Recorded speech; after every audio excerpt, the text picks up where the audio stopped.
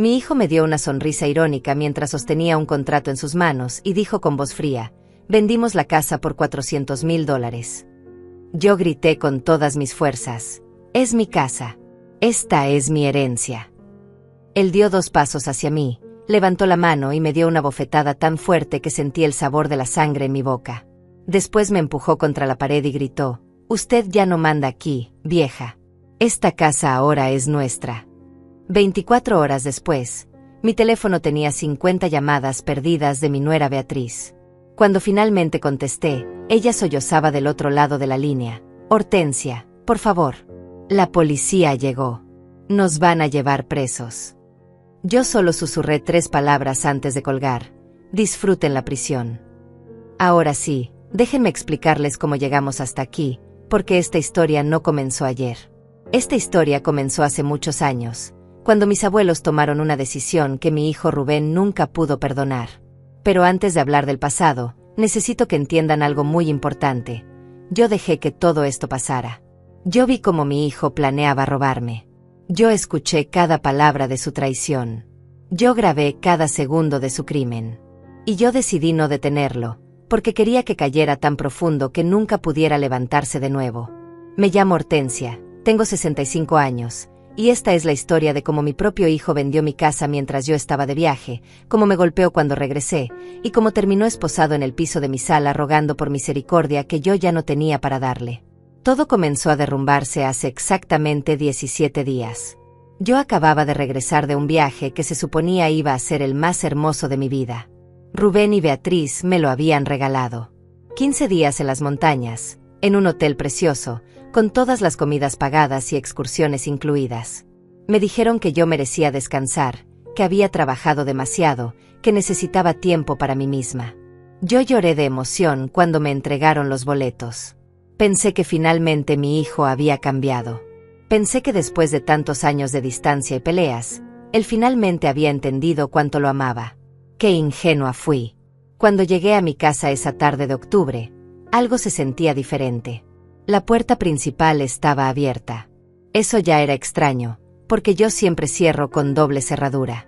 Entré despacio, con mi maleta rodando detrás de mí, y escuché voces en la sala.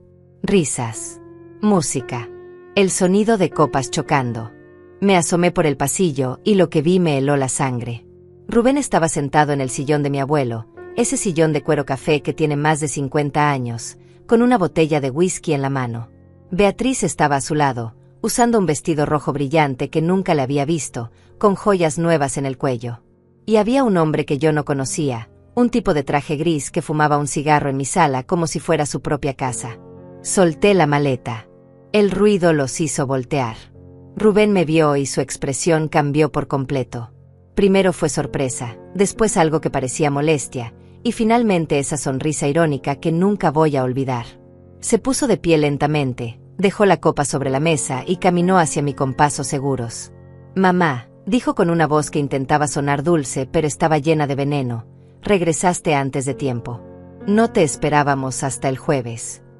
Yo lo miré a los ojos y le pregunté lo único que importaba en ese momento. ¿Qué está pasando aquí, Rubén? ¿Quién es esta persona? Él se rió.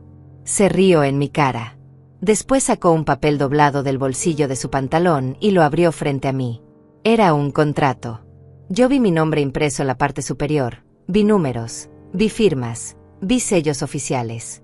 Mis manos comenzaron a temblar antes de que mi cerebro pudiera procesar lo que estaba viendo.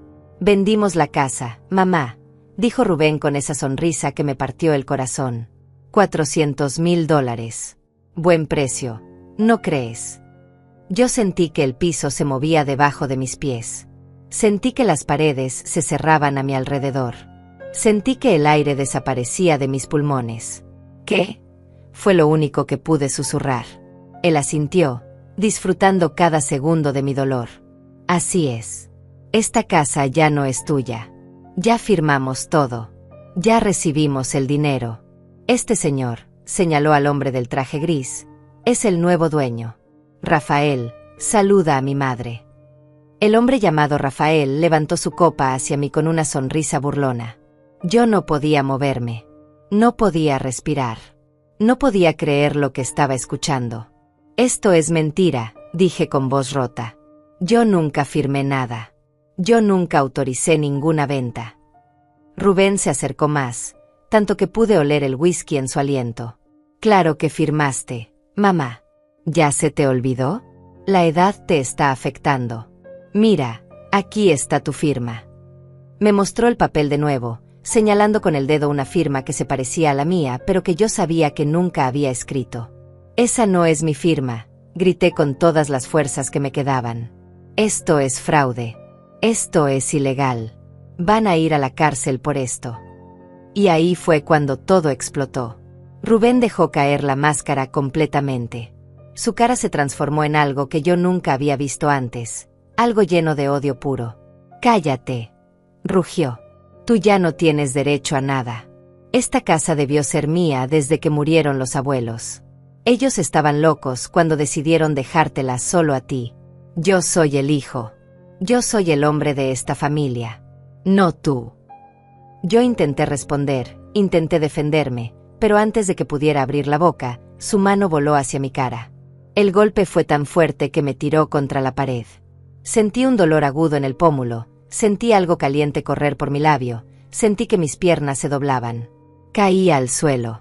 Beatriz gritó algo, pero no la escuché bien. Mis oídos zumbaban. Mi visión estaba borrosa. Rubén se inclinó sobre mí, me agarró del brazo con fuerza brutal y me levantó a medias. «Escúchame bien, vieja estúpida», dijo con los dientes apretados. «Usted ya no manda aquí. Esta casa es nuestra. El dinero es nuestro. Y si intenta hacer algo, si intenta llamar a alguien, si intenta causar problemas, le juro que se va a arrepentir». Me empujó de nuevo y yo volví a caer. Esta vez no intenté levantarme. Me quedé ahí, en el piso de la sala donde jugué cuando era niña, donde mis abuelos me enseñaron a leer, donde me casé, donde crié a mi hijo. Me quedé ahí sangrando mientras Rubén, Beatriz y Rafael seguían bebiendo como si nada hubiera pasado. Escuché a Beatriz decir: «Deberíamos llevarla a algún lado». Rubén respondió: «Que se vaya sola. Ya no es nuestro problema». Finalmente logré ponerme de pie. Me limpié la sangre de la boca con la manga de mi suéter. Los miré a los tres. Rubén tenía esa expresión de victoria en la cara. Beatriz evitaba mi mirada. Rafael parecía aburrido. Yo caminé hacia la puerta, recogí mi maleta y salí de mi propia casa sin decir una palabra más. Caminé por la calle con la cara hinchada, con la ropa arrugada, con el corazón destrozado. La gente me miraba. Algunos preguntaron si estaba bien. Yo solo seguí caminando. Pero aquí está la parte que Rubén nunca imaginó. Aquí está el detalle que lo iba a destruir completamente. Antes de irme de viaje, yo había instalado cámaras de seguridad en toda la casa. No porque desconfiara de él en ese momento, sino porque Orlando, mi abogado y amigo de toda la vida, me había insistido. Hortensia, me había dicho 3 semanas antes: «Algo no me gusta de cómo Rubén está actuando últimamente. Instala cámaras. Solo por precaución». Yo lo había hecho casi sin pensarlo. Cámaras pequeñas, escondidas en los libreros, en las lámparas, en los marcos de los cuadros. Cámaras que grababan todo. Cámaras que habían capturado cada palabra, cada movimiento, cada crimen que Rubén había cometido durante mi ausencia. Mientras caminaba por la calle con la cara sangrando y el alma hecha pedazos, saqué mi teléfono y marqué el único número que importaba en ese momento. Orlando contestó al segundo tono. «Hortensia, ¿qué pasó? ¿Estás bien?» Mi voz salió quebrada, apenas un susurro. «Tenías razón. Rubén vendió la casa. Me golpeó. Necesito verte ahora». Hubo un silencio del otro lado, después escuché el sonido de llaves. «Voy para allá. Mándame tu ubicación. No hables con nadie más». Me senté en la banca de un parque a 2 cuadras de mi casa. La casa que ya no era mía, según el contrato falso que Rubén había fabricado. Toqué mi cara hinchada y sentí la piel caliente, sensible. El labio me palpitaba. Podía sentir cómo se formaba el moretón en mi pómulo. 65 años de vida y nunca nadie me había puesto una mano encima. Hasta hoy. Hasta que mi propio hijo decidió que yo ya no merecía ni respeto ni dignidad. Orlando llegó en 15 minutos. Bajó de su carro casi corriendo, con el maletín en la mano y la cara llena de preocupación. Cuando me vio, se detuvo en seco. Dios mío, Hortensia. Se sentó a mi lado y examinó mi rostro con cuidado. Ese desgraciado te golpeó. No era una pregunta. Era una afirmación llena de rabia. Yo solo asentí. No podía hablar sin que se me quebrara la voz otra vez. Orlando sacó un pañuelo limpio de su bolsillo y lo presionó suavemente contra mi labio. Vamos a destruirlo, dijo con una calma que me asustó más que cualquier grito. Vamos a destruirlo completamente. Fuimos a su oficina. Era sábado por la tarde y el edificio estaba vacío, pero Orlando tenía llaves de todo. Me sentó en el sillón de cuero café de su despacho, me trajo agua, me dio pastillas para el dolor. Después abrió su laptop y me miró con esos ojos grises que conocía desde hacía 30 años. Cuéntame todo desde el principio. No te saltes ningún detalle. Y yo le conté. Le conté sobre el viaje sorpresa que Rubén y Beatriz me habían regalado. Le conté sobre las cámaras que él mismo me había pedido instalar. Le conté sobre lo que encontré cuando regresé a casa. Le conté sobre el contrato, sobre Rafael, sobre el golpe, sobre las amenazas. Orlando escuchó cada palabra sin interrumpir. Cuando terminé, se recostó en su silla y cerró los ojos por un momento. ¿Las cámaras siguen grabando?, preguntó. Yo saqué mi teléfono. Sí. Están conectadas a una aplicación. Puedo ver todo en tiempo real. Sus ojos se iluminaron. Muéstrame. Abrí la aplicación y le pasé el teléfono. Orlando comenzó a revisar las grabaciones de los últimos 15 días, adelantando y retrocediendo, tomando notas en un cuaderno. De repente se detuvo. Hortensia, mira esto. Era una grabación del tercer día después de que yo me fui de viaje. Rubén estaba en la sala con Beatriz y Rafael. Los tres sentados alrededor de la mesa del comedor, con papeles esparcidos por todas partes. Subí el volumen. La voz de Rubén salía clara desde los altavoces del teléfono. La vieja se va a enterar eventualmente, pero para entonces ya va a ser demasiado tarde. Vamos a tener el dinero, vamos a tener todo legalizado, y ella no va a poder hacer nada. Beatriz preguntó, ¿estás seguro de que la firma va a pasar? Rafael se rió. Tengo un contacto en el registro público. Le pasé $5,000. Va a sellar todo sin hacer preguntas. Orlando y yo nos miramos. Él apretó pause y escribió algo más en su cuaderno. Esto es oro puro, dijo. Esto es conspiración para cometer fraude, falsificación de documentos, soborno a funcionario público. Esto es suficiente para meterlos a la cárcel por años. Yo sentía algo extraño en el pecho. No era alivio todavía. Era algo más oscuro. Era sed de justicia. Era necesidad de venganza. ¿Qué hacemos ahora?, pregunté. Orlando cerró la laptop y me miró directo a los ojos. Ahora los dejamos creer que ganaron. No entendí de inmediato. Él se inclinó hacia adelante. Hortensia, escúchame bien. Si vamos a la policía ahora mismo, Rubén va a contratar abogados, va a inventar historias, va a decir que tú le diste permiso, que estás confundida por la edad, que firmaste y no te acuerdas. Va a hacer tu palabra contra la suya. Sí, tenemos las grabaciones, pero él va a alegar que son ilegales, que no pueden usarse como prueba. Va a enredar todo durante meses, quizás años. Yo sentí que el estómago se me hundía. Entonces, no podemos hacer nada. Orlando negó con la cabeza. No dije eso. Dije que tenemos que ser más inteligentes que él. Me explicó su plan. Era arriesgado, era doloroso, pero era perfecto. Íbamos a dejar que Rubén siguiera adelante con la venta. Íbamos a dejar que firmara todos los papeles, que recibiera el dinero, que creyera que había ganado. Mientras tanto, nosotros íbamos a reunir cada prueba posible. Las grabaciones de video, las grabaciones de audio, los documentos originales que probaban que la casa era mía, los registros bancarios que mostraban las transferencias sospechosas, todo. Cuando tuviéramos un caso hermético, completamente sólido, íbamos a ir directamente con el fiscal y con la policía. No le daríamos a Rubén ninguna oportunidad de escapar. Pero eso significa que tengo que dejar que se quede en mi casa, dije. Eso significa que tengo que actuar como si hubiera perdido. Orlando asintió. Por ahora, sí. Pero créeme, Hortensia, cuando caiga, va a caer tan duro que nunca se va a levantar. Yo pensé en el golpe. Pensé en la sonrisa irónica de Rubén. Pensé en Beatriz usando joyas nuevas compradas con dinero robado. Pensé en Rafael fumando en mi sala. Y tomé una decisión. Hagámoslo. Pasé esa noche en un hotel pequeño cerca del centro. No dormí. Me quedé despierta viendo las grabaciones de las cámaras, viendo cómo Rubén y Beatriz celebraban en mi casa, viendo cómo traían más amigos, más botellas, más risas. En un momento, Rubén levantó su copa y gritó: «Por la libertad, por nunca más tener que soportar a la vieja amargada». Todos brindaron. Yo apreté el teléfono tan fuerte que pensé que lo iba a romper.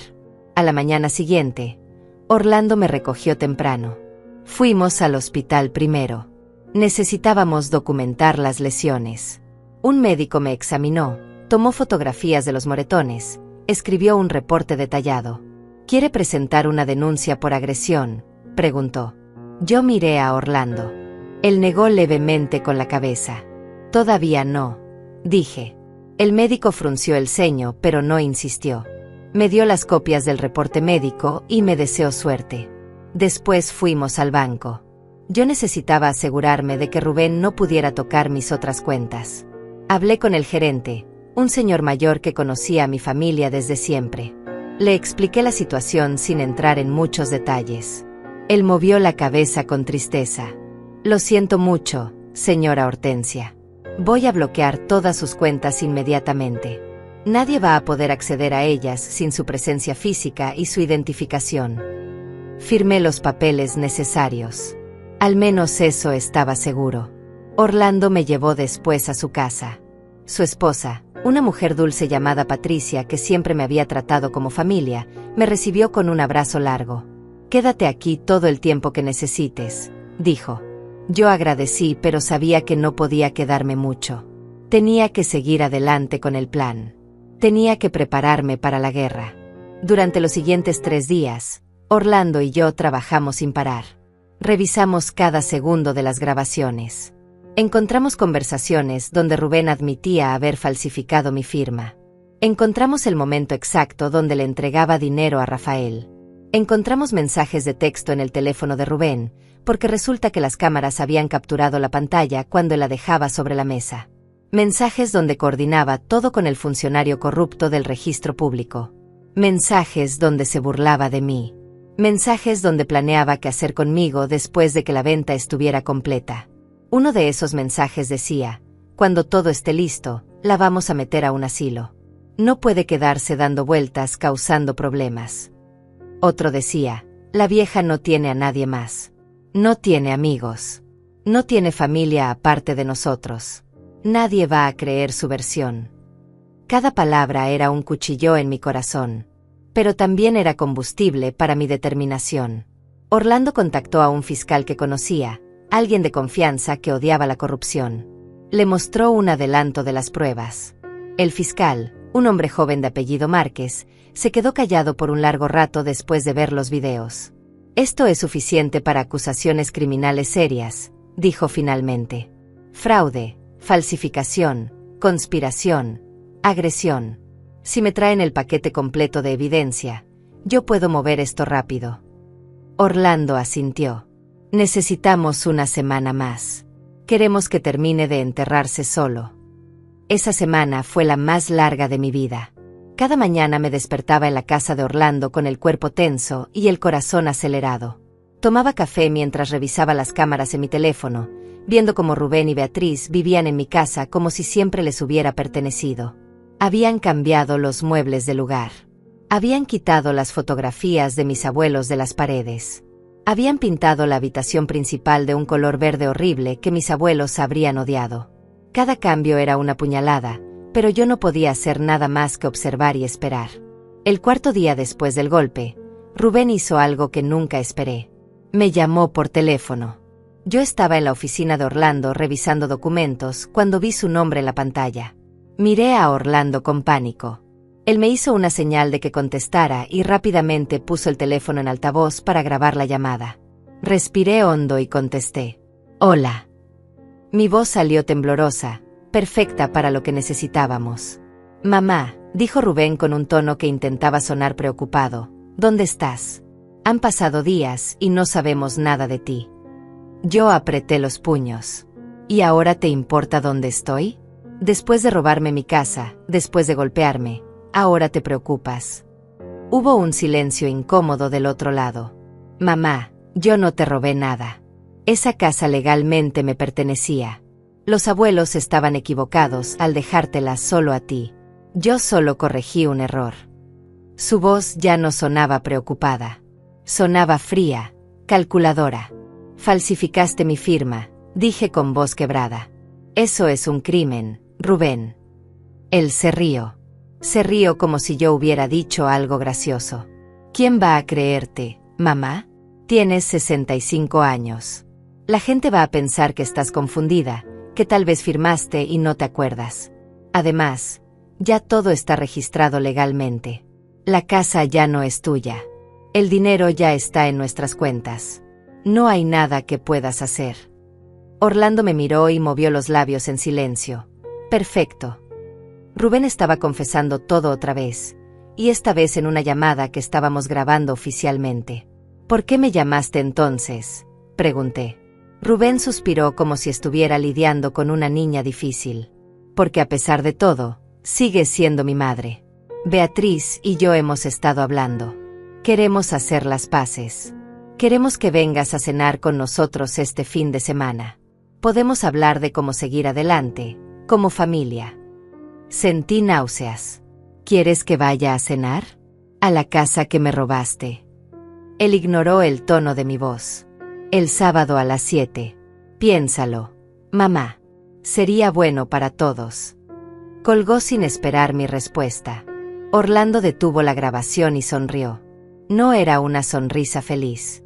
Era una sonrisa de cazador que acaba de ver a su presa caer en la trampa. Es perfecto, dijo. Él cree que ya ganó. Cree que eres inofensiva. Por eso se siente seguro invitándote, burlándose de ti. Yo asentí, pero por dentro me sentía destruida. Este era mi hijo.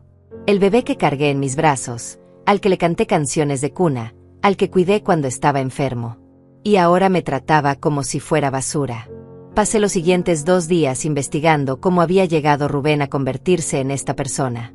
Orlando me ayudó a buscar en viejos archivos, en conversaciones que había olvidado, en señales que debí ver años atrás. Y lentamente, la verdad comenzó a armarse como un rompecabezas terrible. Rubén siempre había sido diferente. Desde niño. No era como los otros niños que jugaban y compartían. Él escondía sus juguetes para que nadie más los tocara. Mentía sobre cosas pequeñas sin razón. Culpaba a otros de sus errores. Mi esposo, que murió hace 2 años, siempre decía que Rubén tenía algo roto por dentro, algo que no sabíamos cómo arreglar. Cuando Rubén tenía 17 años, mis abuelos lo cacharon robando dinero de la caja fuerte de su casa. No era una cantidad pequeña. Eran $10,000 en efectivo que mi abuelo guardaba para emergencias. Rubén lo negó todo, lloró, dijo que alguien más lo había hecho. Pero mi abuela había instalado una cámara secreta después de que empezaran a desaparecer cosas. Lo tenían en video abriendo la caja fuerte con una llave que había copiado en secreto. Mis abuelos me llamaron esa noche. Recuerdo la tristeza en la voz de mi abuela cuando dijo: Hortensia, tu hijo tiene un problema serio. Algo muy malo está creciendo dentro de él. Intentamos de todo. Terapia, psicólogos, conversaciones largas sobre honestidad y consecuencias. Nada funcionó. Rubén solo aprendió a mentir mejor, a esconder mejor sus actos. Cuando mis abuelos escribieron su testamento 5 años después, tomaron una decisión difícil. Me llamaron una tarde y me dijeron: vamos a dejarte todo a ti, Hortensia. No podemos confiar en que Rubén use esta herencia para algo bueno.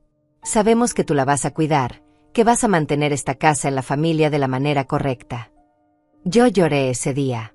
No porque quisiera la herencia, sino porque significaba que mis abuelos habían perdido toda esperanza en su bisnieto. Rubén nunca lo supo oficialmente hasta que mis abuelos murieron. Yo tenía 48 años cuando eso pasó. Rubén tenía 26.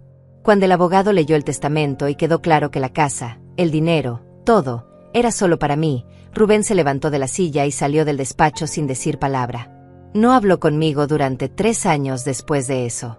3 años de silencio absoluto. Cuando finalmente volvió, dijo que había madurado, que entendía la decisión de los abuelos, que quería reconstruir nuestra relación. Yo le creí. Qué estúpida fui. Los siguientes años fueron tranquilos. Rubén se casó con Beatriz, una mujer que parecía dulce al principio, pero que con el tiempo mostró ser tan manipuladora como él. Ellos venían a visitarme una vez al mes, siempre educados, siempre correctos. Pero yo notaba cosas. Notaba cómo Rubén miraba la casa, cómo tocaba los muebles, cómo preguntaba sobre los documentos de propiedad con demasiada frecuencia. Notaba cómo Beatriz calculaba el valor de cada cosa con los ojos. Mi esposo también lo notaba. Ten cuidado, Hortensia, me decía. Rubén está esperando algo. No sé qué, pero está esperando. Mi esposo murió hace 2 años de un ataque al corazón. Fue rápido, sin dolor, pero me dejó completamente sola en esta casa enorme. Rubén y Beatriz vinieron al funeral. Lloraron, me abrazaron, me dijeron que siempre iba a tener su apoyo. Después del entierro, Rubén se quedó conmigo unos días. Me ayudó con los papeles del seguro, con los trámites bancarios, con todo lo legal que viene después de una muerte. Yo pensé que finalmente había encontrado al hijo que siempre quise tener. Pero lo que realmente estaba haciendo era estudiar mis finanzas, averiguar dónde estaba cada documento, aprender el sistema de seguridad de la casa, planear su robo. Los últimos 6 meses antes del viaje fueron extraños. Rubén empezó a visitarme más seguido. 2, 3 veces por semana. Siempre con Beatriz. Siempre trayendo comida, flores, regalos pequeños. Me hablaban de lo sola que me veía, de lo grande que era la casa para una sola persona, de lo peligroso que era para una mujer de mi edad vivir sin compañía. Deberías pensar en vender, decía Rubén con voz suave. Podrías comprar un departamento pequeño, más manejable, algo más seguro. Yo siempre respondía lo mismo: esta casa es mi hogar. Aquí están todos mis recuerdos. No voy a venderla nunca. Entonces empezaron las preguntas más directas. ¿Tienes todos los documentos de la casa en orden?, preguntaba Beatriz mientras tomábamos té. ¿Está todo a tu nombre? No hay ningún problema legal. Yo le aseguraba que sí, que todo estaba perfectamente registrado. Ella sonreía. Qué bueno, suegra. Solo queríamos asegurarnos de que estés protegida. Ahora entiendo que estaban verificando que no hubiera obstáculos para su plan. Hace 3 meses, Rubén llegó con una propuesta. Mamá, quiero que firmes una procuración. Solo por seguridad. Si algo te pasa, si te enfermas o tienes un accidente, yo podría manejar tus asuntos sin problemas legales. Yo dudé. Algo en mi estómago me gritaba que no lo hiciera. No lo sé, Rubén. No me siento cómoda con eso. Él se molestó. ¿No confías en mí? Después de todo lo que he hecho por ti estos meses. Yo me sentí culpable, pero me mantuve firme. No es desconfianza. Solo prefiero mantener las cosas como están. Rubén no insistió más ese día, pero vi la rabia en sus ojos cuando se fue. 2 semanas después de eso, fui a ver a Orlando para actualizar mi testamento. Le conté sobre la petición de Rubén. Orlando se puso serio inmediatamente. Hortensia, no firmes nada con él. Nada. Y quiero que instales cámaras de seguridad en tu casa. Yo me reí. Orlando, estás exagerando. Sé que Rubén puede ser difícil, pero es mi hijo. Él me miró con esos ojos que no dejaban espacio para discusión. Hazme caso. Instala las cámaras. Yo accedí solo para calmarlo. Gracias a Dios lo hice. Las cámaras fueron instaladas un martes por la mañana. Un técnico joven vino y colocó 6 cámaras pequeñas en lugares estratégicos. Una en la sala, escondida detrás de los libros en el estante. Otra en el comedor, dentro de una planta decorativa. Una tercera en la cocina, camuflada en el reloj de pared. 2 más en los pasillos y una última en mi habitación, oculta en el marco de un espejo antiguo. Todas conectadas a una aplicación en mi teléfono. El técnico me enseñó cómo usarla, cómo ver las grabaciones en tiempo real, cómo descargar videos. Con esto va a poder ver todo lo que pasa en su casa, esté donde esté, me dijo. Yo asentí, pensando que nunca las necesitaría realmente. Una semana después de instalar las cámaras, Rubén y Beatriz llegaron con la sorpresa del viaje. Fue un viernes por la tarde. Tocaron la puerta con esas sonrisas enormes que ahora sé que eran completamente falsas. Mamá, tenemos un regalo para ti, dijo Rubén mientras entraban. Beatriz traía un sobre dorado en las manos. Me lo entregó con dramatismo. Ábrelo. Suegra, te va a encantar. Dentro había boletos de avión, reservaciones de hotel, cupones para restaurantes y excursiones. Todo pagado. 15 días en las montañas, en un resort de lujo a 8 horas de distancia. Yo me quedé sin palabras. ¿Esto es real?, pregunté con lágrimas en los ojos. Rubén me abrazó. Claro que es real, mamá. Te lo mereces. Has trabajado toda tu vida, has pasado por mucho con la muerte de papá. Necesitas descansar, desconectarte, disfrutar. Beatriz añadió, ya está todo listo. Sales el próximo martes. No tienes que preocuparte por nada. Yo lloré de emoción. Los abracé a los dos. Les agradecí una y otra vez. No saben lo feliz que me hacen, dije entre sollozos. Rubén me secó las lágrimas con su mano. Solo queremos verte sonreír, mamá. Solo eso. Esa noche, después de que se fueron, llamé a Orlando para contarle. Esperaba que compartiera mi alegría, pero su voz sonó preocupada. Hortensia, ¿no te parece extraño? Después de pedirte una procuración y que dijeras que no, ahora te regalan un viaje carísimo. Justo ahora. Yo me molesté. Orlando, por favor. Estás siendo paranoico. Mi hijo está tratando de ser mejor. Está tratando de compensar los años malos. Déjame disfrutar esto. Él suspiró. Está bien. Pero prométeme una cosa. Cuando estés allá, revisa las cámaras de vez en cuando. Solo para estar segura de que todo esté bien en la casa. Yo le prometí que lo haría, más para calmarlo que porque realmente creyera que era necesario. El martes salí hacia las montañas. Rubén y Beatriz me llevaron al aeropuerto. Me ayudaron con las maletas, me abrazaron en la puerta de seguridad, me desearon el mejor viaje de mi vida. Descansa, mamá. No pienses en nada. Solo disfruta, dijo Rubén. Yo subí al avión sintiéndome amada, sintiéndome afortunada de tener un hijo que finalmente había madurado. Qué ciega estaba. Los primeros 2 días en el resort fueron hermosos. El hotel era precioso, rodeado de pinos y montañas nevadas. La comida era deliciosa. Las habitaciones eran cómodas. Yo caminaba por los senderos, leía libros en la terraza, tomaba té caliente mientras veía el atardecer. Me sentía en paz por primera vez en años. No revisé las cámaras. No pensé en la casa. Solo existía ese momento de tranquilidad. El tercer día, algo me despertó a las 3 de la mañana. No sé qué fue. Tal vez un mal sueño, tal vez instinto. Me quedé acostada mirando el techo, incapaz de volver a dormir. Finalmente tomé mi teléfono de la mesa de noche y abrí la aplicación de las cámaras, más por aburrimiento que por sospecha. Lo que vi me heló la sangre. Rubén estaba en mi sala. A las 3 de la mañana. Pero no estaba solo. Había 2 hombres con el que yo nunca había visto. Uno era Rafael, aunque todavía no sabía su nombre. El otro era un tipo calvo con lentes que revisaba papeles sobre mi mesa de comedor. Subí el volumen de mi teléfono y escuché la conversación. ¿Trajiste la firma de muestra?, preguntaba el calvo. Rubén sacó un papel de su mochila. Aquí está. Es de un cheque que firmó hace 2 meses. Puedes copiarla.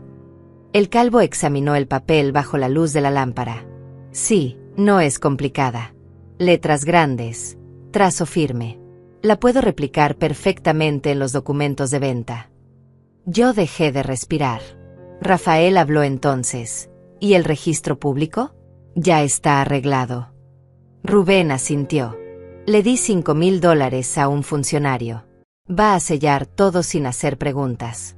Para el viernes, la casa va a estar legalmente a mi nombre. Sentí que el mundo se caía a pedazos. Me senté en la cama del hotel con el teléfono temblando en mis manos. viendo cómo mi hijo planeaba robarme en tiempo real. Beatriz entró a la sala en ese momento, con café para todos. ¿Cómo va todo?, preguntó. El calvo levantó el papel. Perfecto. En 2 horas voy a tener la firma lista. Mañana pueden ir al notario. Beatriz sonrió. Excelente. La vieja está a 8 horas de distancia, sin idea de nada. Para cuando regrese, ya no va a poder hacer nada. Lloré en silencio durante horas. Vi cómo los 3 hombres trabajaban en mi casa, falsificando documentos, planeando cada detalle del fraude. Vi cómo Rubén mostraba papeles de la propiedad que había sacado de mi estudio. Vi cómo medían las habitaciones, como si ya fueran los dueños. A las 6 de la mañana se fueron. Rubén apagó las luces y cerró la puerta con llave. Una llave que él tenía porque yo se la había dado años atrás, confiando en que solo la usaría para emergencias. Tomé mi teléfono con manos temblorosas y llamé a Orlando. Eran las 6:30 de la mañana. Él contestó con voz de sueño. «¿Hortensia? ¿Qué pasa?» No pude hablar durante varios segundos. Solo lloraba.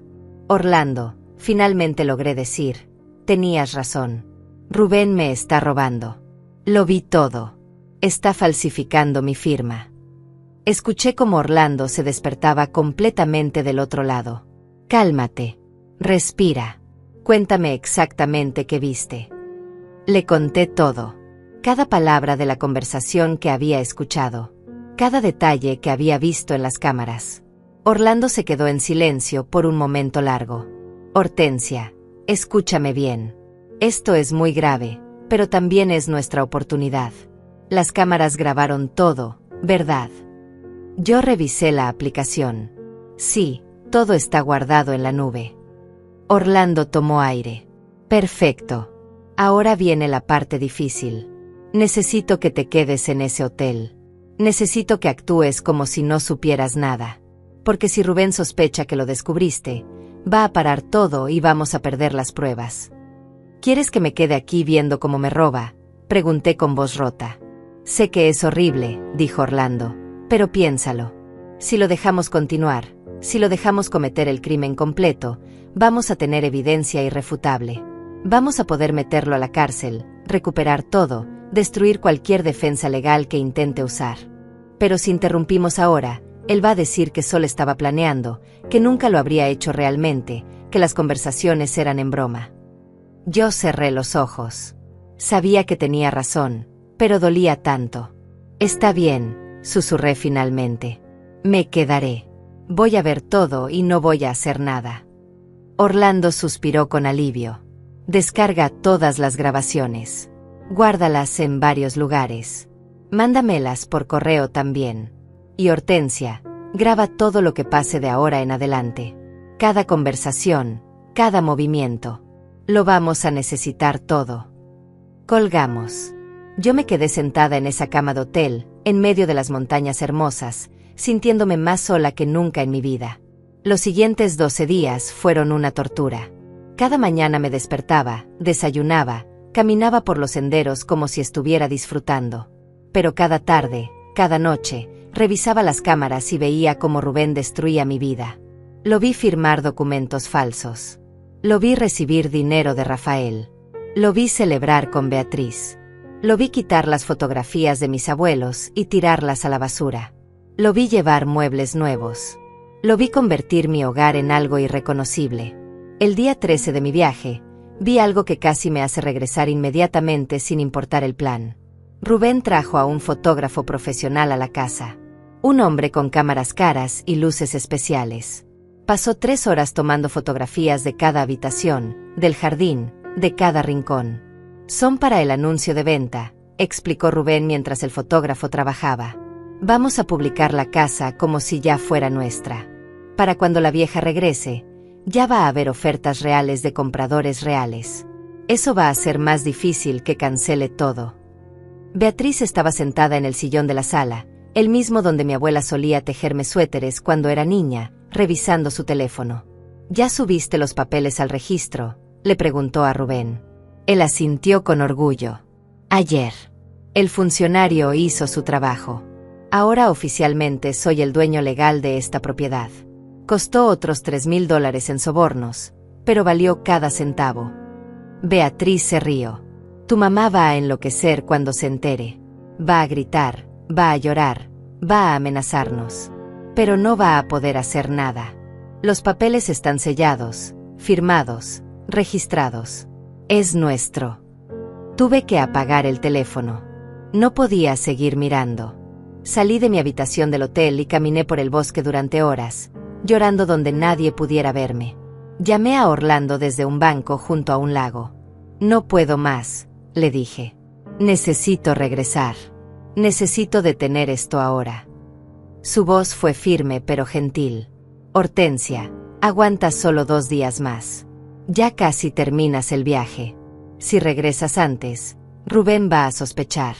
Necesitamos que crea que ganó completamente. Confía en mí. Esos 2 días finales fueron los más largos de mi vida. Cada hora se sentía como una eternidad. Descargué cada grabación, las guardé en 3 memorias USB diferentes, las envié por correo electrónico a Orlando y también a una cuenta que creé solo para eso. Tomé capturas de pantalla de cada conversación incriminatoria. Documenté cada transferencia bancaria que pude ver en los reflejos de las pantallas de computadora en los videos. Construí un archivo tan completo que ningún abogado defensor podría encontrarle huecos. La noche antes de mi regreso, Rubén hizo una videollamada. Yo estaba en la terraza de mi habitación, viendo las estrellas, tratando de encontrar algo de paz antes de la tormenta que sabía que venía. El teléfono sonó y su nombre apareció en la pantalla. Respiré hondo 3 veces antes de contestar. Puse mi mejor cara de felicidad. Hola, hijo. Rubén apareció en la pantalla con una sonrisa enorme. Hola, mamá. ¿Cómo la estás pasando? Yo forcé una sonrisa. Maravilloso. Hijo, este viaje ha sido increíble. Muchas gracias. Me alegro mucho, dijo él. Detrás de él pude ver mi sala. Mis muebles habían sido reemplazados por cosas modernas que se veían caras. Te llamaba para recordarte que mañana te recogemos en el aeropuerto. ¿A qué hora llegas? Yo revisé mi boleto. A las 4 de la tarde. Rubén asintió. Perfecto. Ahí estaremos. Y mamá, hay algunas cosas de las que tenemos que hablar cuando regreses. Cosas importantes sobre la casa, sobre el futuro. Mi corazón latió más rápido, pero mantuve la voz calmada. Todo está bien. Él sonrió con esa sonrisa que ahora reconocía como pura maldad. Sí, todo está perfecto. Solo son cambios necesarios. Ya verás. Colgamos. Yo me quedé mirando el teléfono durante largo rato. Cambios necesarios. Qué manera tan fría de describir un robo. Esa noche no dormí nada. Hice las maletas a las 5 de la mañana, desayuné sin probar realmente la comida, tomé el taxi al aeropuerto como autómata. En el avión de regreso, cerré los ojos e intenté prepararme mentalmente para lo que venía. Orlando me había dado instrucciones claras. Actuar sorprendida, actuar dolida, dejar que Rubén dijera todo lo que quisiera decir, grabar todo si era posible, y después salir de ahí sin confrontación física. Pero cuando llegué a mi casa y vi lo que habían hecho, cuando escuché las palabras de Rubén sobre la venta, cuando vi esa sonrisa irónica, algo dentro de mí se rompió. No pude seguir el plan. Grité, acusé, exigí. Y Rubén reaccionó exactamente como esperaba que lo hiciera alguien que cree que ya ganó.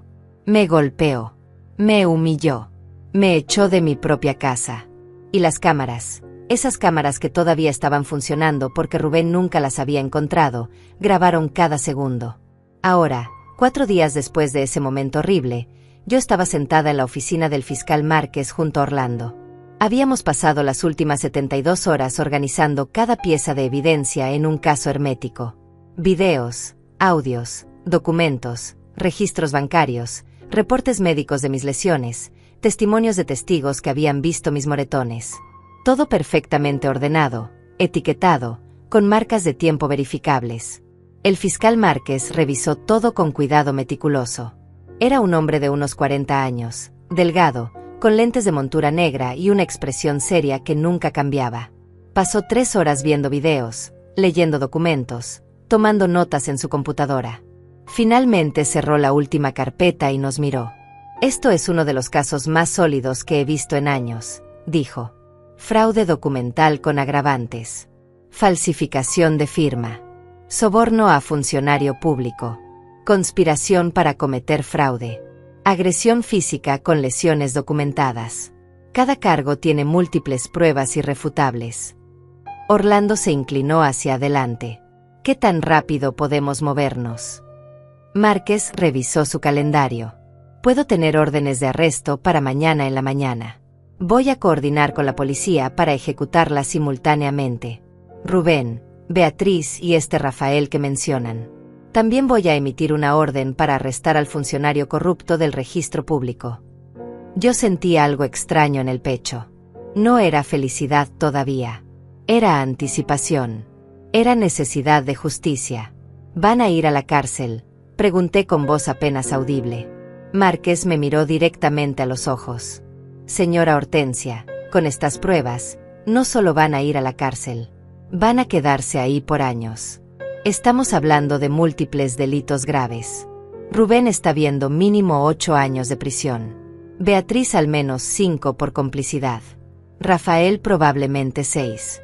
Y eso sin contar los cargos civiles que usted puede presentar después para recuperar cualquier dinero que hayan gastado. Yo asentí lentamente.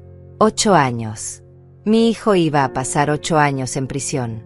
Una parte de mí, la parte que todavía era madre, sintió dolor. Pero la parte más grande, la parte que había sido traicionada y golpeada, sintió que la justicia finalmente existía. Esa noche regresé a la casa de Orlando y Patricia. Cené con ellos en silencio, apenas probando la sopa que Patricia había preparado con tanto cariño. ¿Estás bien?, me preguntó ella mientras recogía los platos. Yo no supe qué responder. ¿Estaba bien? Mi hijo había intentado destruirme. Mañana iba a ser arrestado. Mi vida nunca volvería a ser la misma. No lo sé, dije finalmente. Pero estoy haciendo lo correcto. Patricia me apretó la mano. Sí, lo estás haciendo. A las 11 de la noche, mi teléfono comenzó a sonar. Era Rubén. Dejé que sonara hasta que fue a buzón de voz. Volvió a llamar inmediatamente. Y otra vez. Y otra vez. 6 llamadas seguidas. Finalmente envió un mensaje de texto. Mamá, necesitamos hablar. Ven a cenar mañana. Tenemos que arreglar las cosas como familia. Yo le mostré el mensaje a Orlando. Él sonrió con amargura. Está nervioso. Algo le está diciendo que las cosas no están saliendo como planeó. Pero ya es demasiado tarde para él. No respondí el mensaje. La mañana siguiente me desperté a las 6. No había dormido realmente, solo había cerrado los ojos durante algunas horas. Me bañé, me vestí con ropa cómoda, tomé café que no pude terminar. Orlando entró a la cocina a las 7. Márquez acaba de llamar. Las órdenes están listas. La policía va a ejecutarlas a las 9 en punto. Miré el reloj. 2 horas.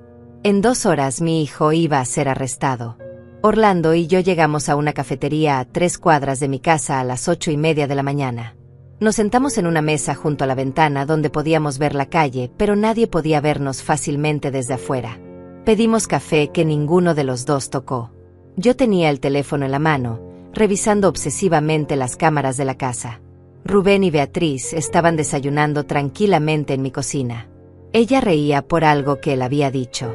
Los dos vestían ropa cara que yo nunca les había visto antes. Ropa comprada con el dinero de mi casa robada. A las 9:05, vi por la ventana de la cafetería como 3 patrullas se estacionaban frente a mi propiedad. 6 policías bajaron de los vehículos, todos con chalecos antibalas y armas en sus cinturones.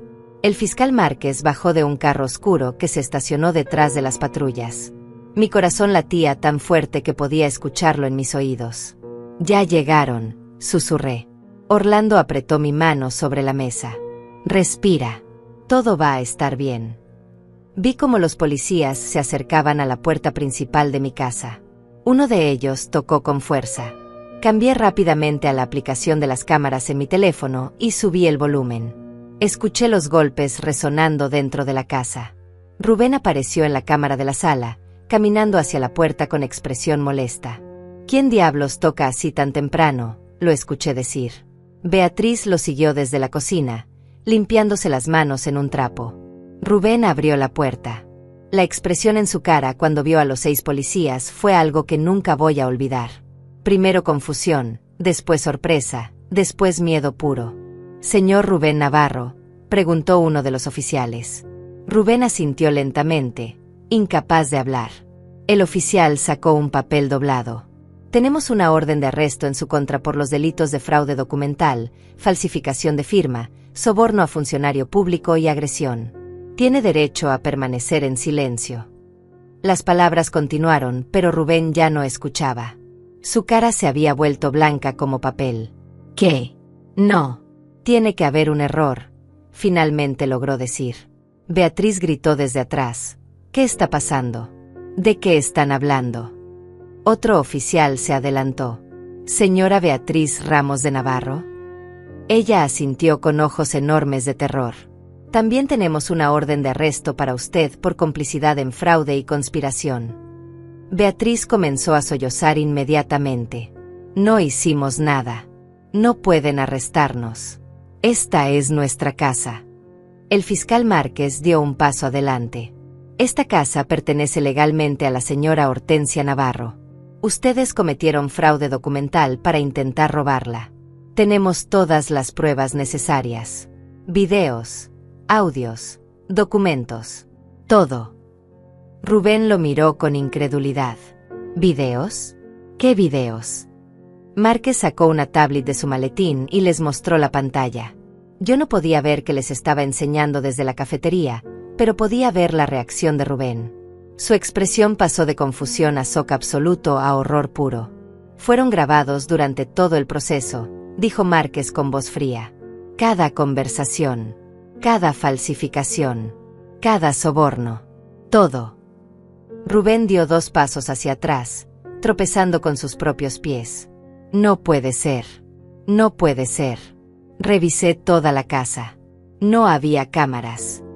Márquez sonrió sin humor. «Las había. Su madre las instaló antes de irse de viaje. Las mismas cámaras que grabaron cómo usted la golpeó cuando ella regresó y descubrió el robo». Los oficiales se acercaron entonces con esposas. «Denle vuelta. Manos atrás». Rubén intentó resistirse. «No. Esperen. Necesito hablar con mi madre. Ella puede explicar todo. Esto es un malentendido». Pero los policías no esperaron. Lo giraron con firmeza y le pusieron las esposas en las muñecas. El sonido del metal cerrándose resonó claramente en el audio de la cámara. Beatriz estaba histérica ahora, llorando desconsoladamente mientras otra oficial la esposaba también. «Por favor. Tengo que llamar a alguien. Necesito un abogado. No pueden hacer esto». Márquez respondió con calma profesional. «Van a tener derecho a hacer una llamada desde la estación. Por ahora, tienen que venir con nosotros». Los sacaron de la casa. Yo los veía desde la ventana de la cafetería mientras los metían en las patrullas. Rubén iba en una, Beatriz en otra. Podía ver cómo Rubén gritaba algo dentro del carro, cómo golpeaba la ventana con el hombro, desesperado. Beatriz tenía la cabeza entre las rodillas, sollozando. Los carros arrancaron con las sirenas apagadas, pero las luces encendidas. Yo los vi alejarse por la calle hasta que desaparecieron al doblar la esquina. Me quedé sentada en esa cafetería durante largo rato, sin poder moverme. Orlando me miraba en silencio, esperando a que yo dijera algo. Finalmente logré hablar. «¿Ya está? Se acabó». Él negó con la cabeza suavemente. «El arresto es solo el principio. Ahora viene el proceso legal. Pero sí, Hortensia, la parte más difícil ya pasó. Ya no pueden hacerte daño». Yo asentí, sin saber si sentía alivio o vacío o algo completamente diferente. Mi teléfono comenzó a sonar. Era un número desconocido. Dudé antes de contestar. «Hola». Una voz automática dijo: «Tiene una llamada a cobrar desde el centro de detención municipal. Acepta los cargos». Era Beatriz. Lo supe antes de que hablara. «Aceptar», dije. Hubo un clic y después escuché su voz rota, desesperada, casi irreconocible. «Hortensia». Por favor, tienes que ayudarnos. La policía llegó. Nos arrestaron. Nos van a meter a la cárcel. Por favor, di que todo fue un malentendido. Di que tú autorizaste la venta. Por favor. Yo escuché su súplica completa sin interrumpir. Escuché cómo lloraba, cómo rogaba, cómo prometía que devolverían todo, que nunca volverían a molestarme, que harían lo que yo quisiera. Cuando finalmente se quedó sin palabras, sin aliento de tanto suplicar, yo hablé. Mi voz salió tranquila, fría, sin una gota de emoción. Beatriz, escúchame bien porque solo voy a decir esto una vez. Ustedes planearon robarme mi casa. Falsificaron mi firma. Sobornaron funcionarios. Y cuando los confronté, tu esposo me golpeó en la cara. Todo está grabado. Cada palabra. Cada acción. Cada crimen. Ella comenzó a sollozar de nuevo. Pero somos familia. No puedes hacernos esto. Ustedes dejaron de ser mi familia cuando decidieron destruirme, dije. Ahora van a enfrentar las consecuencias de lo que hicieron. Hubo un silencio largo. Después escuché la voz de Rubén en el fondo, gritando, déjame hablar con ella. Dámelo. Escuché sonidos de pelea, después la voz de Rubén salió por el teléfono, llena de rabia. Mamá, arregla esto ahora. Llama al fiscal. Di que fue un error. Si no lo haces, te juro que cuando salga de aquí voy a hacer que te arrepientas. Yo sonreí sin humor. ¿Me estás amenazando, Rubén? ¿Ahora? ¿Desde la cárcel? Eso solo va a agregar años a tu sentencia. Él se quedó callado por un momento. Después su voz cambió, volviéndose suplicante. Mamá, por favor. Soy tu hijo. No puedes hacer esto. Piensa en todo lo que hemos pasado juntos. Piensa en cuando era niño, cuando me querías. ¿Cómo puedes mandarme a la cárcel? Yo sentí algo quebrarse dentro de mí. Rubén, yo te quise más que a nada en este mundo. Habría dado mi vida por ti sin dudarlo. Pero tú decidiste traicionarme de la peor manera posible. Intentaste robarme el hogar que mis abuelos construyeron. Me golpeaste. Me humillaste. Y lo peor de todo, nunca sentiste ni un segundo de remordimiento. Hiciste esto tú solo. Pero soy tu hijo, gritó con desesperación. Yo respiré hondo. Ya no, un hijo no le hace esto a su madre. Tú dejaste de ser mi hijo el día que decidiste destruirme. Hubo un silencio absoluto del otro lado. Después escuché su voz, apenas un susurro roto. Por favor. Yo cerré los ojos. Una última vez, sentí una punzada de dolor maternal. Pero la aplasté con el recuerdo de su sonrisa irónica, de su mano levantada, de sus palabras crueles. Disfruten la prisión, dije finalmente, y colgué. El teléfono comenzó a sonar inmediatamente después de que colgué. Era el mismo número del centro de detención. Rubén intentando llamar de nuevo. Rechacé la llamada. Volvió a sonar. Lo rechacé otra vez.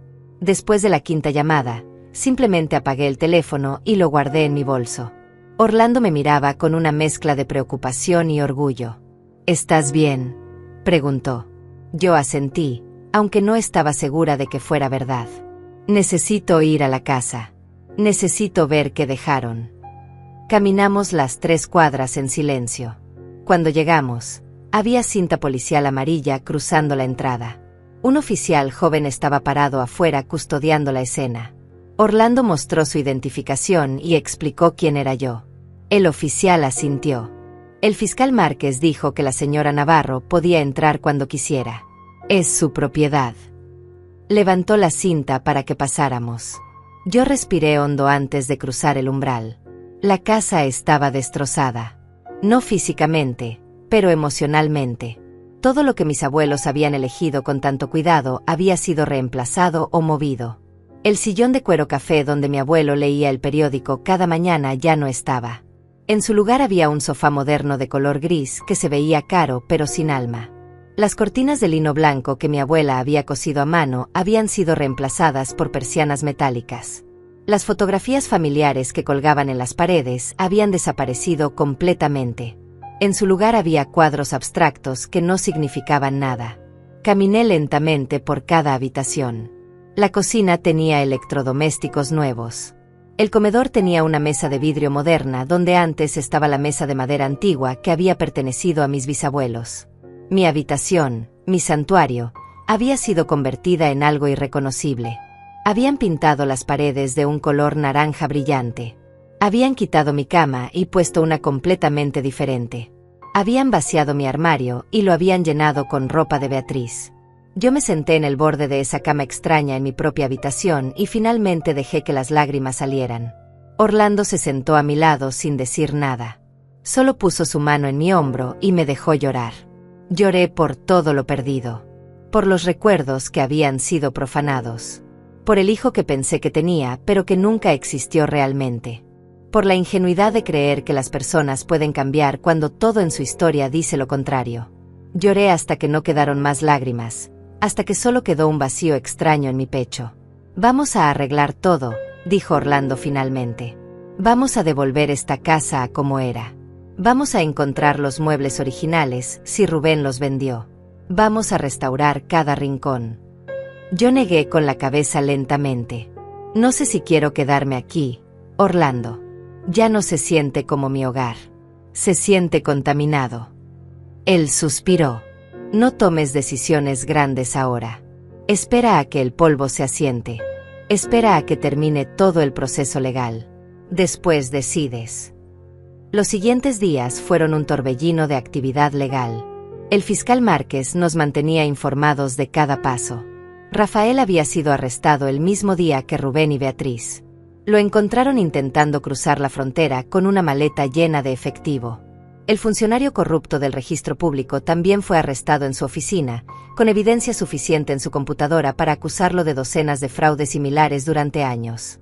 La audiencia de fianza fue 3 días después de los arrestos. El fiscal argumentó que los 3 acusados eran riesgo de fuga y que habían demostrado capacidad para cometer fraude elaborado. El juez estuvo de acuerdo. Fianza negada. Rubén, Beatriz y Rafael iban a permanecer en prisión preventiva hasta el juicio. Yo no asistí a esa audiencia. No podía. Orlando fue en mi lugar y me contó todo después. Rubén preguntó por ti, me dijo esa tarde mientras tomábamos té en su sala. Le preguntó al juez si podía hablar contigo. El juez le dijo que eso dependía de ti, no de él. Yo negué con la cabeza. No quiero verlo. No quiero escuchar más súplicas o amenazas o manipulaciones. Orlando asintió. Eso es lo que le dije al fiscal. No va a haber más contacto entre ustedes a menos que tú lo solicites. Una semana después del arresto, me llamó el fiscal Márquez. Señora Hortensia, tengo noticias. Rubén y Beatriz quieren hacer un trato. Su abogado defensor dice que están dispuestos a declararse culpables de todos los cargos a cambio de sentencias reducidas. Yo me senté en el sillón de la sala de Orlando. ¿Qué significa eso exactamente? Márquez explicó, significa que admitirían su culpabilidad oficialmente. No habría juicio. A cambio, en lugar de enfrentar las sentencias máximas que podrían ser de 12 años o más, recibirían sentencias de 8 años para Rubén y 5 para Beatriz. ¿Y Rafael? Pregunté. Rafael también quiere un trato. 6 años. Él está dispuesto a testificar contra el funcionario corrupto del registro público, lo cual nos ayudaría a asegurar una condena más fuerte en ese caso. Yo me quedé en silencio pensando. Márquez continuó. La decisión es completamente suya, señora Hortensia. Puedo rechazar el trato y llevarlo a juicio completo. Con las pruebas que tenemos, definitivamente ganaríamos y probablemente conseguiríamos sentencias más largas. Pero el juicio tomaría meses. Usted tendría que testificar, sería un proceso agotador. Pensé en sentarme en una corte, en tener que ver a Rubén cara a cara, en tener que contar la historia completa frente a extraños, en revivir cada traición, cada humillación. ¿Cuánto tiempo estarían realmente en prisión?, pregunté. Con buen comportamiento, probablemente Rubén cumpliría 6 años, Beatriz 4, Rafael 5. Pero lo importante es que quedarían con antecedentes penales permanentes. Nunca podrían borrar esto de sus historias. Nunca podrían conseguir trabajos decentes. Sus vidas quedarían marcadas para siempre. Acepto el trato, dije finalmente. No era solo por evitarme el juicio. Era porque sabía que 6 años en prisión iban a destruir a Rubén más que 12. 6 años era suficiente para romper su espíritu, pero no suficiente para que pudiera reclamar victimización completa. Era la cantidad perfecta de tiempo para que entendiera las consecuencias, sin poder culpar completamente al sistema. ¿Estás segura?, preguntó Márquez. Completamente segura, respondí. El acuerdo fue firmado 2 días después. Rubén, Beatriz y Rafael se declararon culpables ante el juez. Yo no fui a esa audiencia tampoco. Orlando me contó que Rubén había llorado cuando el juez leyó la sentencia oficial. 8 años en prisión estatal, sin posibilidad de libertad condicional antes de cumplir mínimo 6. Beatriz había desmayado cuando escuchó su sentencia de 5 años. Rafael simplemente había bajado la cabeza, aceptando su destino de 6 años sin decir palabra. Pero el caso no terminó ahí. Yo presenté una demanda civil contra los 3 por daños y perjuicios. Quería recuperar cada centavo que habían gastado del dinero robado. El carro nuevo que habían comprado. Las joyas. Los muebles caros. Los viajes. Todo. Mi abogado calculó que habían gastado cerca de $120,000 en solo 2 semanas.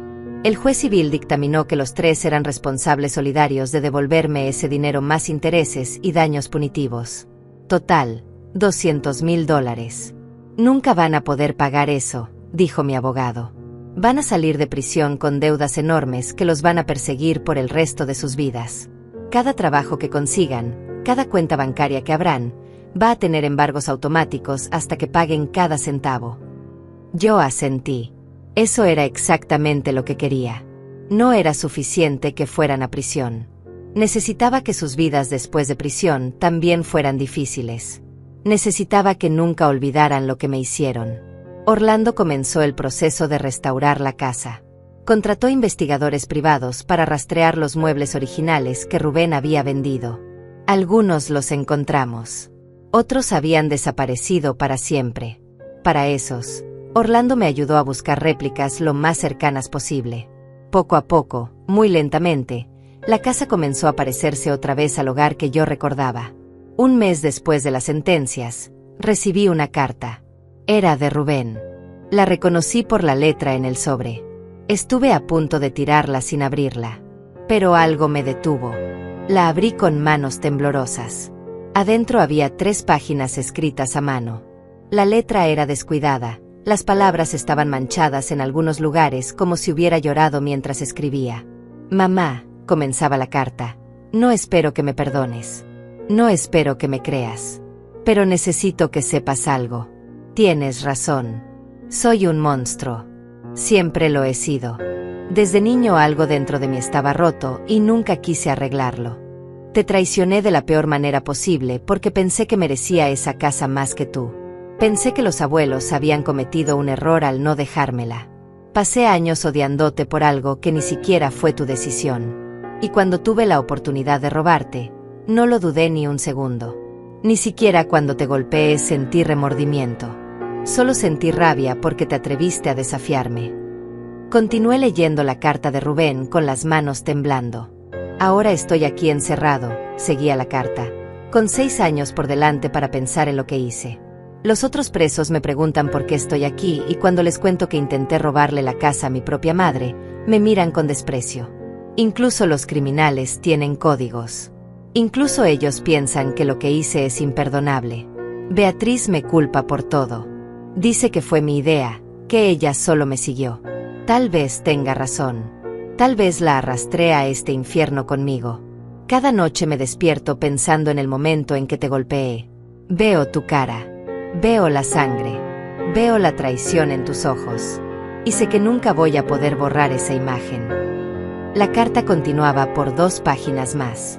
Rubén hablaba de cómo la prisión le estaba cambiando, de cómo finalmente estaba enfrentando lo que realmente era, de cómo los años de terapia que mis abuelos pagaron nunca funcionaron porque él nunca quiso cambiar. Ahora no tengo opción, escribía. Aquí no puedo escapar de mí mismo. No puedo manipular. No puedo mentir. Solo puedo existir con la verdad de lo que soy, alguien que destruyó a la única persona que siempre me amó incondicionalmente. La última página me rompió de formas que no esperaba. No te estoy pidiendo perdón, mamá. Sé que no lo merezco. No te estoy pidiendo que me visites o me escribas. Sé que no volveré a verte nunca. Solo quiero que sepas que si pudiera retroceder el tiempo, si pudiera tomar diferentes decisiones, lo haría. Pero no puedo. Y ahora tengo que vivir con eso cada día durante los próximos 6 años y todos los días después. Te robé tu hogar. Te robé tu paz. Y lo peor de todo, te robé la posibilidad de tener un hijo que valiera la pena.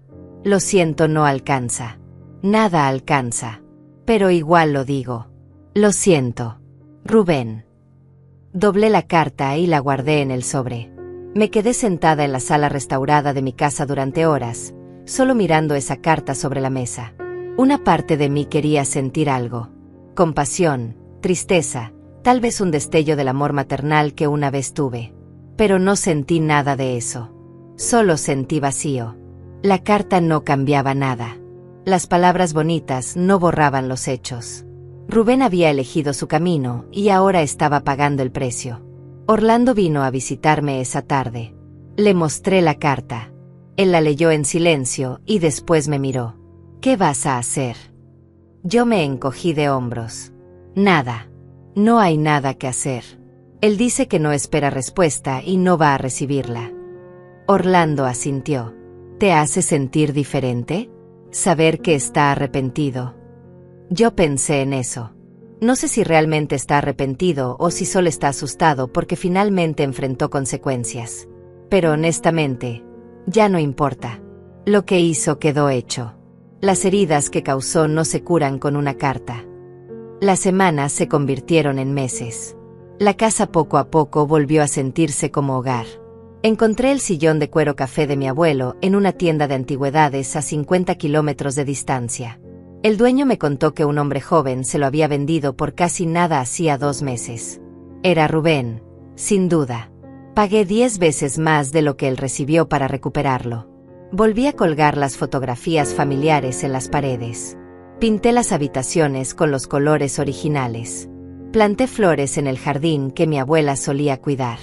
3 meses después de las sentencias, recibí una llamada de una trabajadora social de la prisión donde estaba Beatriz.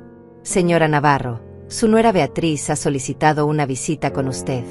Dice que necesita hablar sobre algo importante relacionado con su situación financiera. Yo negué inmediatamente. No tengo nada que hablar con ella. La trabajadora social suspiró. Entiendo. Solo tenía que transmitir el mensaje.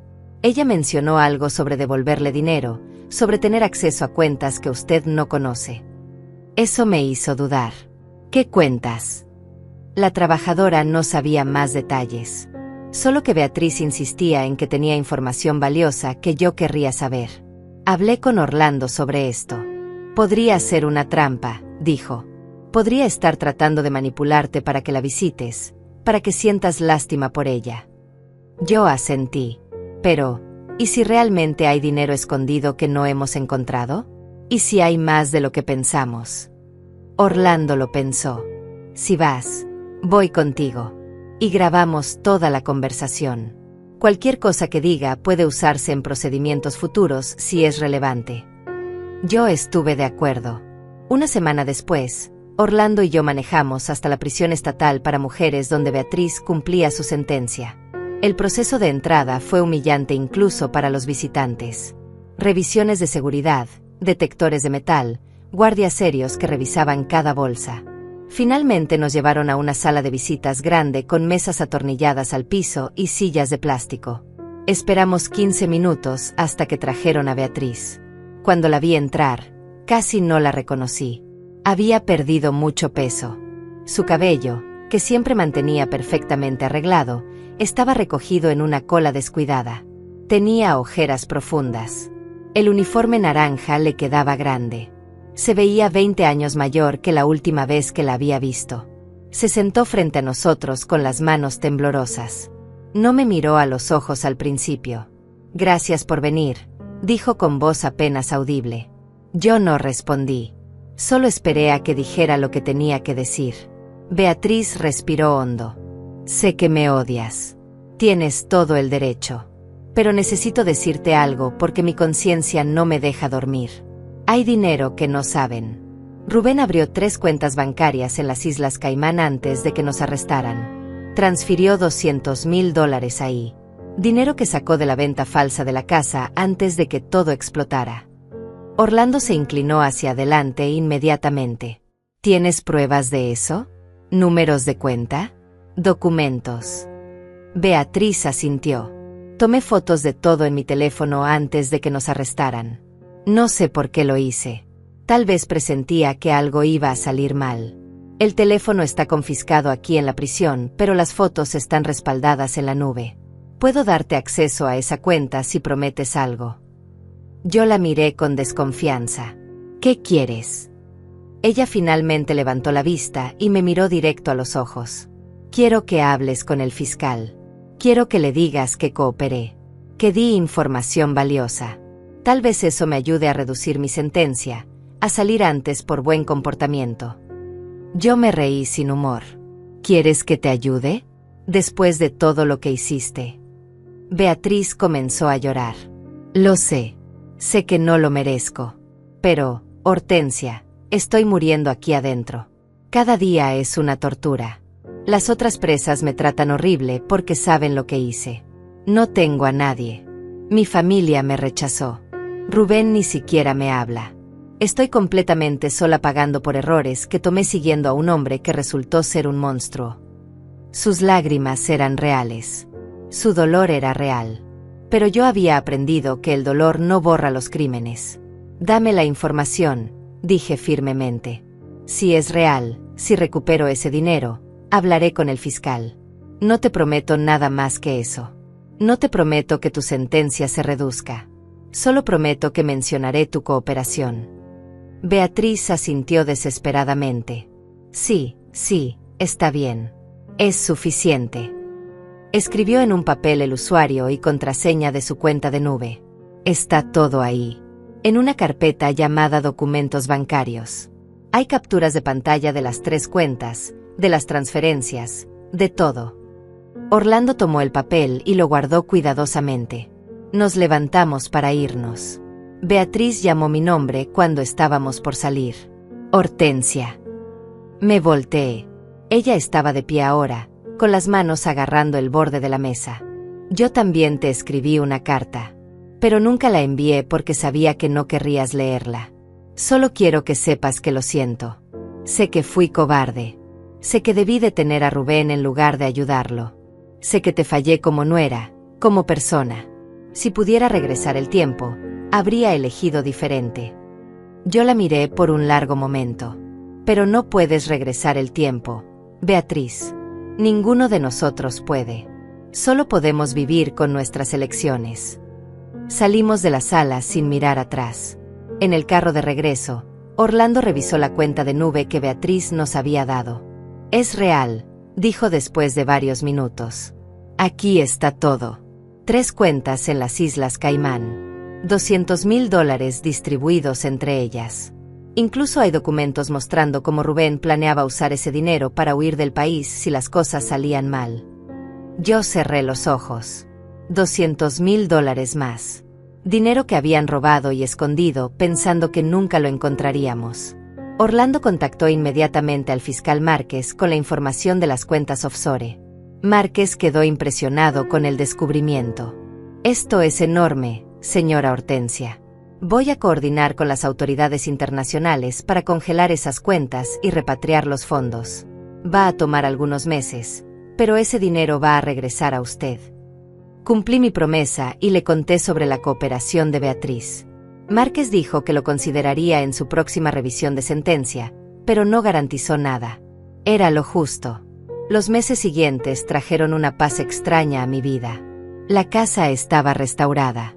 Los procesos legales estaban resueltos. El dinero de las cuentas offshore fue recuperado y devuelto a mis cuentas. En total, logré recuperar casi todo lo que Rubén y Beatriz habían robado. Las demandas civiles siguieron su curso. Los embargos sobre sus salarios futuros estaban establecidos legalmente. La justicia, fría y matemática, había sido servida. Pero había algo que todavía me carcomía por dentro. No era perdón. No era lástima. Era simplemente la necesidad de cerrar este capítulo completamente. 6 meses después de las sentencias, tomé una decisión. Le dije a Orlando que quería visitar a Rubén. Él me miró sorprendido. ¿Estás segura? No tienes que hacer eso. No le debes nada. Yo asentí. Lo sé, pero necesito verlo una última vez. Necesito decirle cara a cara que esto se acabó, que nunca más va a tener poder sobre mí. La prisión estatal para hombres era aún más intimidante que la de mujeres. Guardias más grandes, seguridad más estricta, una atmósfera más pesada. Cuando Rubén entró a la sala de visitas, vi que la prisión también lo había cambiado físicamente. Estaba más delgado, más pálido. Tenía un corte en la ceja que parecía reciente. Caminaba con los hombros caídos. Cuando me vio, se detuvo en seco. Sus ojos se llenaron de lágrimas instantáneamente. «Mamá», susurró. Se sentó frente a mí con las manos sobre la mesa. Yo las miré pero no las toqué. «Recibí tu carta», dije con voz neutral. Él asintió. No esperaba respuesta. No esperaba que vinieras. Yo lo miré directamente a los ojos por primera vez en meses. No vine a perdonarte, Rubén. Vine a decirte que esto se acabó. Que voy a seguir con mi vida y tú vas a seguir con la tuya, y esas vidas nunca más se van a cruzar. Él dejó escapar un sollozo. Lo entiendo. Lo merezco. Sí, lo mereces, dije sin emoción. Pasé 65 años amándote, protegiéndote, creyendo en ti. Y tú usaste ese amor como un arma contra mí. Estudiaste mis debilidades. Planeaste mi destrucción. Me golpeaste. Todo mientras sonreías y decías que me querías. Rubén bajó la cabeza. Tienes razón. En todo. Yo soy el monstruo de esta historia. No tú. Yo continué. Durante meses me pregunté dónde me equivoqué como madre. ¿Qué hice mal para criar a alguien capaz de hacer lo que tú hiciste? Pero ahora entiendo que no fue mi culpa.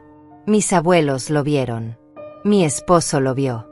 Todos vieron lo que yo no quería ver. Que había algo roto en ti que ningún amor podía arreglar. Rubén lloró abiertamente ahora. Mamá, por favor. Yo levanté mi mano. No me llames así. Ya no eres mi hijo. Legalmente todavía lo eres. Pero en mi corazón, en mi alma, ese vínculo murió el día que levantaste tu mano contra mí. Él me miró con desesperación. Entonces, ¿para qué viniste? Solo para decirme que me odias. Yo negué con la cabeza. No te odio, Rubén. El odio requiere emoción y yo ya no siento nada por ti. Vine para cerrar esta puerta de una vez por todas. Para que ambos sepamos que no hay vuelta atrás. Cuando salgas de aquí en 6 años, vas a estar solo. No voy a estar esperándote. No voy a ayudarte a rehacer tu vida. Vas a enfrentar el mundo que creaste con tus propias manos. Rubén respiró temblorosamente. ¿Y mi herencia? Cuando ya no estés. Yo sonreí sin alegría. Ya actualicé mi testamento. Todo va a ir a instituciones de caridad. A hogares para mujeres víctimas de violencia doméstica. A organizaciones que ayudan a ancianos víctimas de fraude familiar. Tu nombre no aparece en ninguna parte. Vas a salir de prisión sin nada y vas a morir sin nada mío. Vi cómo esas palabras lo golpeaban. Vi cómo la última esperanza se apagaba en sus ojos. Entonces realmente se acabó, dijo con voz vacía. Sí, respondí. Realmente se acabó. Me levanté para irme. Rubén llamó mi nombre una última vez. Hortensia. Me volteé. Él tenía las mejillas mojadas, los ojos rojos. A pesar de todo, quiero que sepas que la parte de mí que todavía es humana, la parte pequeña que queda, esa parte sí te amó. Tal vez no de la manera correcta. Tal vez de una manera egoísta y rota. Pero era amor. Yo lo miré por un largo momento. El amor no destruye, Rubén. El amor no roba. El amor no golpea. Lo que tú sentías no era amor. Era posesión. Era codicia. Era todo menos amor. Salí de esa sala y no miré atrás. En el carro de regreso a casa, Orlando me preguntó cómo me sentía. Yo pensé en eso. Me siento libre, dije finalmente. Por primera vez en años, me siento completamente libre. Él sonrió. Eso es bueno. Eso es lo que mereces. Llegamos a mi casa cuando el sol comenzaba a ponerse. La luz dorada iluminaba el jardín que había trabajado tanto en restaurar. Las flores que mi abuela amaba florecían otra vez. Los árboles que mi abuelo plantó hace décadas daban sombra al porche. Entré a la casa y me senté en el sillón de cuero café recuperado. Toqué el material suave, gastado por décadas de uso. Pensé en mis abuelos. En cómo ellos habían construido este hogar con amor y trabajo duro. En cómo me lo habían confiado a mí porque sabían que yo lo cuidaría. Y pensé en cómo había estado a punto de perderlo todo por confiar en la persona equivocada. Los siguientes meses pasaron con una tranquilidad que no había experimentado en años. Volví a mi rutina. Trabajaba en el jardín cada mañana. Leía en las tardes. Tomaba té en la terraza mientras veía los atardeceres. Orlando y Patricia me visitaban seguido. Hice nuevas amistades en la comunidad. Me uní a un club de lectura. Empecé a tomar clases de pintura. Lentamente, la casa dejó de estar llena de fantasmas dolorosos y se convirtió otra vez en un hogar lleno de posibilidades. Un año después de los arrestos, recibí una notificación oficial. Beatriz había sido liberada temprano por buen comportamiento y cooperación con las autoridades. Había cumplido solo 3 años de su sentencia de 5. Parte de mí sintió rabia por eso. Pero otra parte entendió que su castigo continuaría afuera de las rejas. Las deudas. Los antecedentes. La vergüenza. Eso la perseguiría toda la vida. Nunca intentó contactarme y yo agradecí eso. Rubén todavía tenía 3 años más por cumplir. A veces me preguntaba cómo estaría. Si realmente había cambiado o si solo había aprendido a actuar mejor. Pero esos pensamientos venían cada vez con menos frecuencia. Él ya no ocupaba espacio en mi mente ni en mi corazón.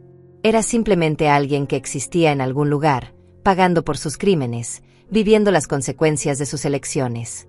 2 años después, en un día soleado de primavera, estaba podando rosas en el jardín cuando encontré algo enterrado bajo tierra cerca del viejo roble. Era una caja de metal oxidada. La abrí con cuidado y adentro encontré fotografías viejas que no había visto en décadas. Fotografías de mis abuelos cuando eran jóvenes. Fotografías de mi madre cuando era niña. Fotografías de mí jugando en este mismo jardín cuando tenía 5 años. Y al fondo, una fotografía de Rubén cuando tenía 3 años, sonriendo inocentemente en los brazos de mi padre. Miré esa fotografía por largo rato. Ese niño pequeño de la imagen parecía tan puro, tan lleno de futuro. Me pregunté en qué momento exacto se torció su camino. En qué momento la inocencia se convirtió en maldad. Pero sabía que nunca tendría esas respuestas. Algunas preguntas simplemente no tienen respuestas satisfactorias. Guardé las fotografías en la caja excepto la de Rubén. Esa la dejé en la tierra y la volví a enterrar. Algunos recuerdos es mejor dejarlos donde pertenecen, en el pasado.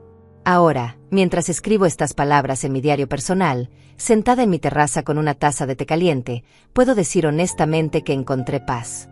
No fue fácil. Hubo noches de insomnio. Hubo días de dolor. Hubo momentos donde cuestioné cada decisión que tomé.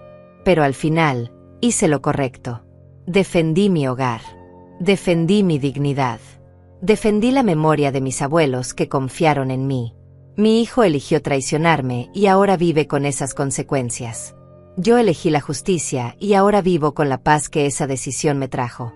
La casa permanece en pie, restaurada y amada. El jardín florece cada primavera. Y yo, Hortensia, a mis 67 años, finalmente aprendí que a veces el amor más importante que podemos dar es el amor propio. El coraje de defendernos incluso cuando duele. El valor de establecer límites incluso con aquellos que alguna vez amamos más que a la vida misma. Esta es mi historia. Una historia de traición, de justicia, y finalmente, de liberación. Y si alguien algún día lee estas palabras, espero que entiendan que nunca es tarde para defender lo que es correcto, sin importar cuánto cueste.